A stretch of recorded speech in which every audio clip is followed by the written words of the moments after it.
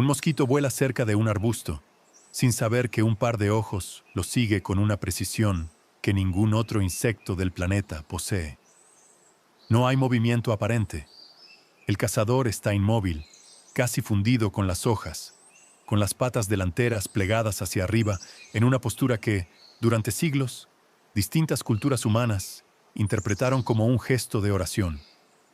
No está rezando, está calculando, y cuando ataca, lo hace en un tiempo tan breve que el ojo humano, sin cámara de alta velocidad, ni siquiera logra percibir el movimiento completo. Esta es la historia de la mantis religiosa, uno de los depredadores más precisos, más malinterpretados y más fascinantes de todo el mundo de los insectos. Si te gustan los documentales de animales, suscríbete y deja tu like. Y contame en los comentarios de qué animal querés el próximo documental. ¿Qué es la mantis religiosa? Su nombre científico es Mantis religiosa, y es la especie que da nombre a todo un orden de insectos conocido como Mantodea, que agrupa a unas 2.450 especies distintas de mantis, repartidas por casi todo el mundo, desde las regiones templadas de Europa y Asia, su zona de origen, hasta prácticamente todos los continentes, gracias a introducciones humanas, tanto accidentales como deliberadas, ocurridas a lo largo de los últimos 2 siglos. Su nombre común hace referencia directa a la postura característica de sus patas delanteras, plegadas hacia el cuerpo en una posición que recuerda a las manos juntas, en actitud de plegaria. Esa postura, sin embargo, no tiene absolutamente nada de contemplativa. Esas patas delanteras están modificadas evolutivamente en un par de garras espinosas, conocidas como patas raptoras, el arma de caza más importante de todo su cuerpo, siempre lista para desplegarse en una fracción de segundo. Apenas una presa entra en su rango de alcance. Anatomía de un cazador de emboscada. La cabeza de la mantis es, probablemente, su rasgo anatómico más distintivo y también el más inquietante para muchas personas. Tiene forma triangular y es la única entre todos los insectos capaz de girar hasta 180 grados sobre su propio eje, permitiéndole observar directamente detrás de sí misma, sin necesidad de mover el resto del cuerpo. Algo que ningún otro insecto conocido puede replicar con ese rango de movimiento. Sus 2 grandes ojos compuestos están ubicados a ambos lados de esa cabeza triangular, y dentro de cada uno se puede observar un pequeño punto oscuro que parece seguir al observador con la mirada. Un efecto óptico conocido como pseudopupila, resultado de la forma en que los omatidios individuales de cada ojo compuesto absorben la luz desde el ángulo exacto en que se los observa. Más allá de ese efecto visual llamativo, la mantis posee una de las pocas formas de visión estereoscópica verdadera documentadas entre los insectos. Sus 2 ojos trabajan en conjunto para calcular distancia y profundidad de forma similar, en principio, a como lo hace la visión humana, una capacidad que resulta absolutamente central para calibrar con precisión milimétrica el momento exacto y la distancia justa de cada ataque. Investigadores de la Universidad de Newcastle confirmaron esa capacidad de forma particularmente ingeniosa en 2018, fabricando diminutos anteojos 3D con lentes de colores distintos para cada ojo, adaptados especialmente al tamaño de una mantis, y proyectando después películas especialmente diseñadas frente a los insectos equipados con esos anteojos. El experimento confirmó que la mantis efectivamente combina la información de ambos ojos para percibir profundidad, aunque reveló además una diferencia notable respecto de la visión humana. Mientras que las personas usamos la profundidad principalmente para reconocer formas estáticas y detalladas, la mantis parece depender casi exclusivamente de la percepción de movimiento relativo entre ambos ojos, ignorando prácticamente cualquier objeto inmóvil dentro de su campo visual, sin importar cuán detallado o cercano esté. Es, en cierto sentido, un sistema visual optimizado casi con precisión quirúrgica para una sola tarea: detectar algo que se mueve y calcular en tiempo real la distancia exacta hasta ese punto. El resto de su cuerpo se completa con un tórax alargado, del que nacen las 4 patas traseras utilizadas para caminar y sostenerse, y en la mayoría de las especies adultas, 2 pares de alas, aunque en varias especies las hembras las tienen reducidas o directamente inútiles para el vuelo, mientras que los machos conservan alas funcionales que utilizan principalmente durante la búsqueda de pareja. El abdomen alberga los órganos digestivos y reproductivos y contiene además un dato anatómico crucial que retomaremos más adelante, cuando hablemos de uno de los comportamientos más citados de toda su biología. El único oído que existe para escapar de un enemigo específico. Durante mucho tiempo se asumió que la mantis religiosa era esencialmente sorda, dado que no presenta ningún órgano auditivo visible ni comparable al de otros insectos, con estructuras timpánicas evidentes. La realidad resultó mucho más específica y, en cierto modo, más fascinante. Investigaciones lideradas por el neurobiólogo David Jaeger en la década de 1990 descubrieron que la mantis posee un único órgano auditivo, ubicado en la línea media de la parte inferior del tórax, entre el último par de patas. Una estructura tan atípica que se la conoce informalmente como el oído cíclope de la mantis. Ese oído único no está diseñado para percibir el rango general de sonidos del entorno, sino que está sintonizado casi exclusivamente para detectar frecuencias ultrasónicas, del mismo rango que utilizan los murciélagos para ecolocalizar a sus presas durante el vuelo nocturno. Cuando una mantis en pleno vuelo detecta ese ultrasonido característico, ejecuta una maniobra evasiva brusca e inmediata, alterando su trayectoria de forma errática para dificultar que el murciélago complete la captura. Un comportamiento antidepredador altamente especializado que evolucionó, según todo indica, con el único propósito de escapar de ese depredador nocturno específico y que no cumple ninguna otra función auditiva relevante en el resto de su vida cotidiana. Un ataque más rápido de lo que el ojo puede seguir. La técnica de caza de la mantis es la emboscada pura. Permanece inmóvil, perfectamente camuflada según la especie y el entorno, esperando a que una presa se acerque lo suficiente dentro de su rango de alcance. Cuando eso ocurre, despliega sus patas delanteras raptoras en un movimiento que distintos estudios de cinematografía de alta velocidad midieron en apenas unos pocos centésimos de segundo. Uno de los ataques más veloces documentados en todo el mundo de los insectos depredadores. Comparable en términos relativos a la velocidad de ataque de animales mucho más grandes y musculosos. Las patas raptoras están recorridas por una hilera de espinas afiladas, dispuestas de tal manera que, al cerrarse alrededor de una presa, forman una especie de jaula de cuchillas de la que resulta prácticamente imposible escapar.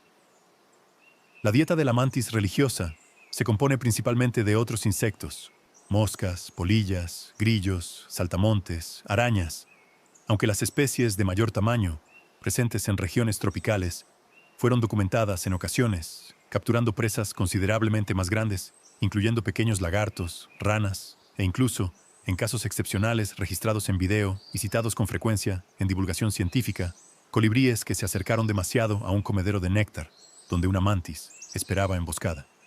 Para dimensionar esa velocidad de ataque en contexto, distintos estudios biomecánicos que compararon el movimiento de las patas raptoras con el de otros depredadores conocidos por su rapidez, como ciertas especies de camarón mantis marino, encontraron que, aunque el camarón mantis genera un golpe todavía más veloz en términos absolutos, la mantis religiosa terrestre logra una combinación distinta y particularmente eficiente entre velocidad de despliegue y precisión de captura, gracias en gran parte a esa visión estereoscópica que calcula la distancia exacta antes de disparar el ataque. Algo que la mayoría de los depredadores de emboscada del mundo de los insectos simplemente no posee en ese mismo nivel de refinamiento. El mito y la realidad del canibalismo sexual. Ningún comportamiento asociado a la mantis religiosa generó tanta fascinación popular como el canibalismo sexual. La idea de que la hembra devora al macho durante o después del apareamiento. Es un comportamiento real, documentado en investigaciones de campo y de laboratorio, pero la creencia popular lo exagera considerablemente en frecuencia. Distintos estudios de observación en condiciones naturales estiman que ocurre en una proporción que varía aproximadamente entre el 13% y el 28% de los encuentros reproductivos, dependiendo de la especie y las condiciones específicas del estudio, muy lejos de la idea popular de que se trata de un desenlace prácticamente inevitable. El factor que más influye en que ocurra es el estado nutricional de la hembra. Cuando está mal alimentada o atraviesa un periodo de escasez de presas, resulta considerablemente más probable que ataque y consuma al macho durante el apareamiento, ya que necesita una cantidad significativa de proteína adicional para completar el desarrollo de sus huevos. En ese contexto, el propio macho representa, literalmente, la fuente de proteína más cercana y accesible disponible en ese momento. Hay un detalle anatómico que hace que este comportamiento resulte todavía más inquietante de lo que parece a primera vista. La mantis posee un ganglio nervioso adicional ubicado en el abdomen, relativamente independiente del cerebro alojado en la cabeza, que controla directamente los movimientos copulatorios del macho. Esto significa que, incluso si la hembra comienza a devorar la cabeza del macho durante la cópula, el resto de su cuerpo puede continuar el proceso de apareamiento con total normalidad durante varios minutos más, controlado exclusivamente por ese centro nervioso abdominal independiente, sin necesidad de que la cabeza permanezca conectada ni funcional. Distintos investigadores incluso sugirieron que la pérdida de la cabeza podría eliminar cierta inhibición neuronal, intensificando en algunos casos la actividad copulatoria del cuerpo restante, aunque este punto específico sigue siendo objeto de debate dentro de la comunidad científica especializada. De la ooteca a la siguiente generación.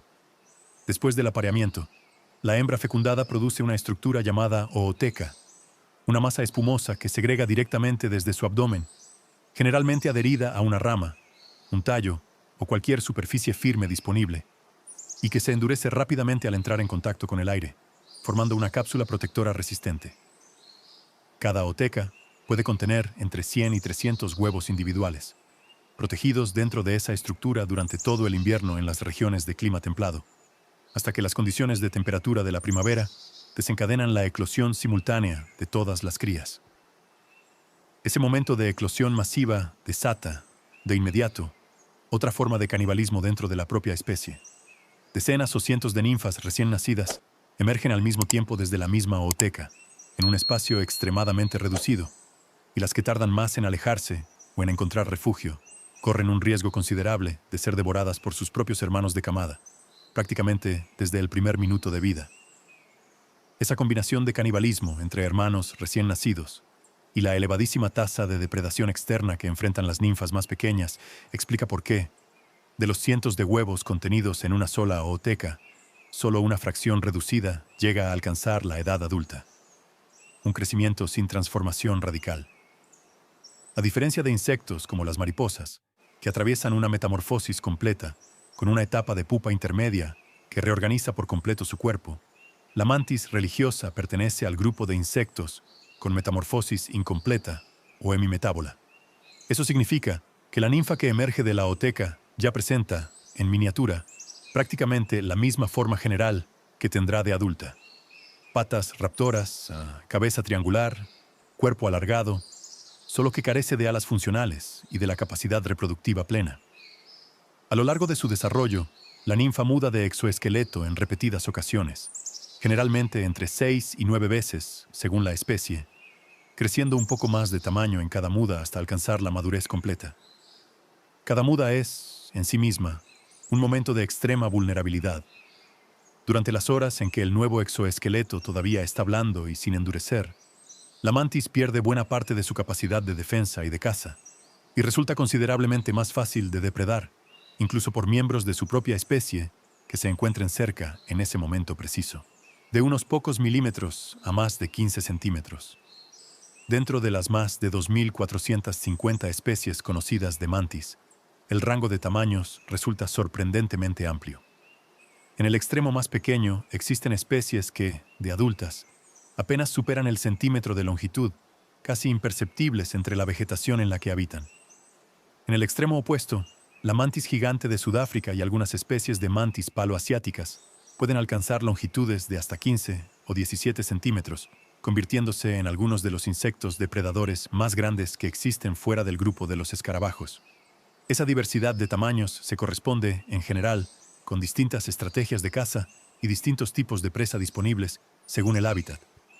Las especies más pequeñas suelen especializarse en insectos diminutos, como mosquitos y pequeñas moscas, mientras que las especies gigantes, de regiones tropicales, cuentan con la fuerza y el tamaño suficientes como para enfrentar presas ocasionales considerablemente más grandes, incluyendo pequeños vertebrados, ampliando el rango de lo que la ciencia documentó como parte ocasional de la dieta del grupo en su conjunto. Maestras del disfraz. Aunque la especie que da nombre al grupo, mantis religiosa, Presenta un camuflaje relativamente sencillo, basado en tonos verdes o marrones, que se confunden con la vegetación.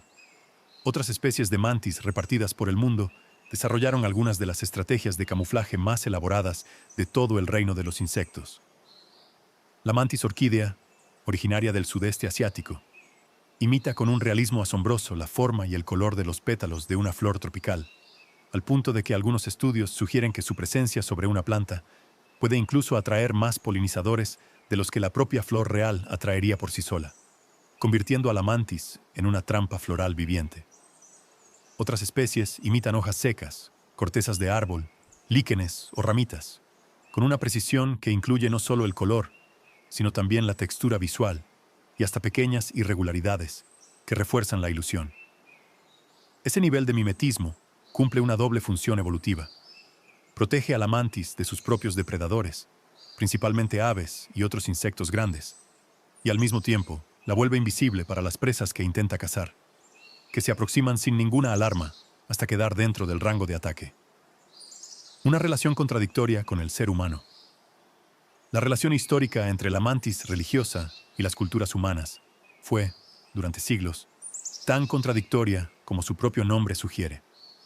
En la antigua Grecia y en varias tradiciones del norte de África, se le atribuían poderes casi proféticos, asociados a su postura de oración y a la quietud casi hipnótica que mantiene mientras acecha a sus presas. En algunas culturas se creía que, si a un viajero perdido se le cruzaba una mantis en el camino, el insecto señalaría con sus patas delanteras la dirección correcta a seguir.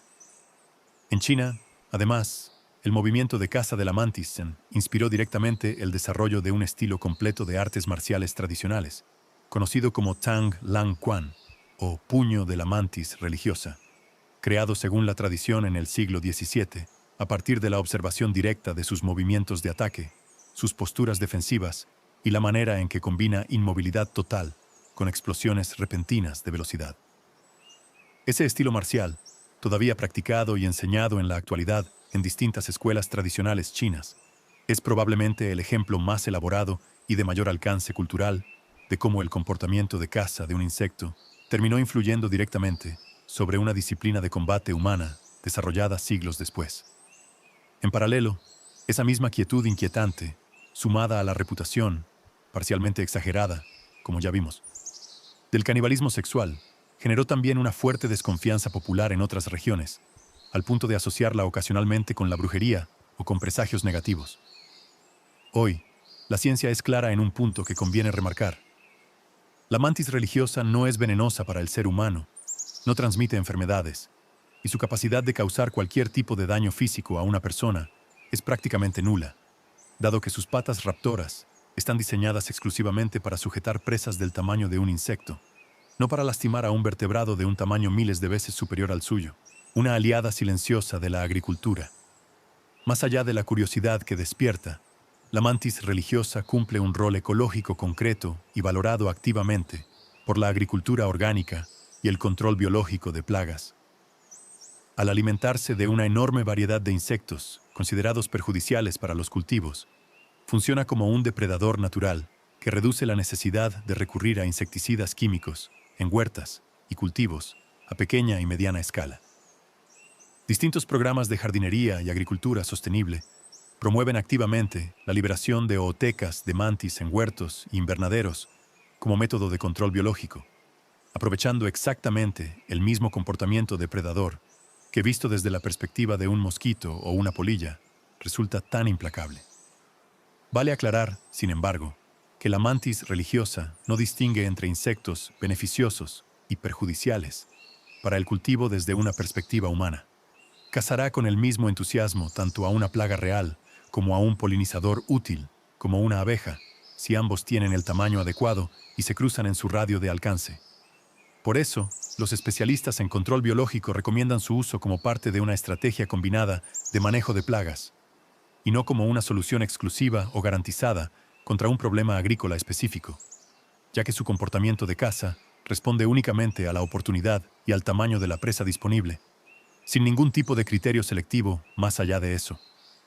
La especie tiene además un capítulo curioso en la historia de Estados Unidos. Fue introducida accidentalmente en 1899, transportada de forma involuntaria junto a un cargamento de plantones provenientes de Europa. A pesar de no ser una especie originaria del continente americano, se estableció con tanto éxito que el estado de Connecticut la declaró oficialmente su insecto estatal, un reconocimiento poco habitual para una especie introducida y no nativa. ¿Está en peligro de extinción? A diferencia de otras especies que solemos cubrir en este canal, la mantis religiosa no enfrenta ningún riesgo de extinción.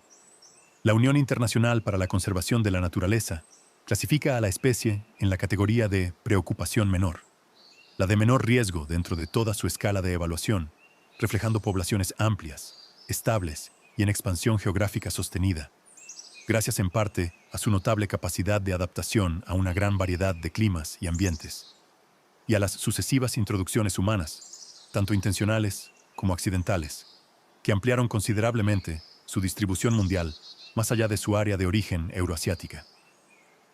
Eso no significa que todas las especies del orden Mantodea, con sus más de 2.450 variantes repartidas por el planeta, gocen automáticamente del mismo estatus.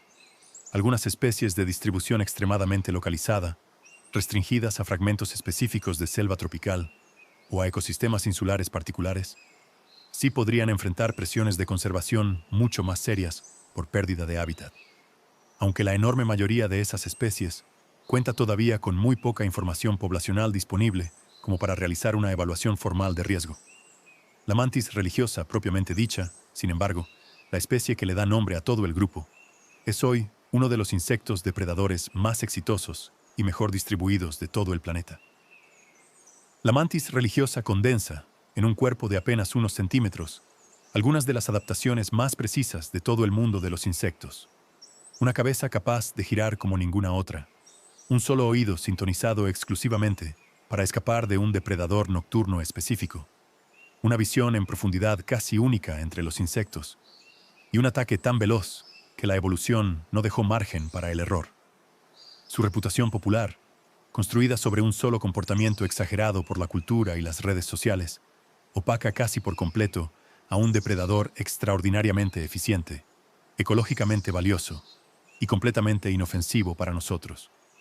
Es, en definitiva, un animal que la fama simplificó hasta convertirlo casi en una caricatura de sí mismo, cuando la realidad de su biología resulta considerablemente más rica, más precisa y más extraña que el mito que terminó reemplazándola en la imaginación popular.